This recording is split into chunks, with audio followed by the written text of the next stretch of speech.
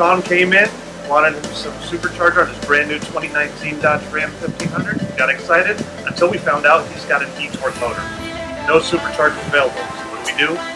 Hook him up with some twin snails.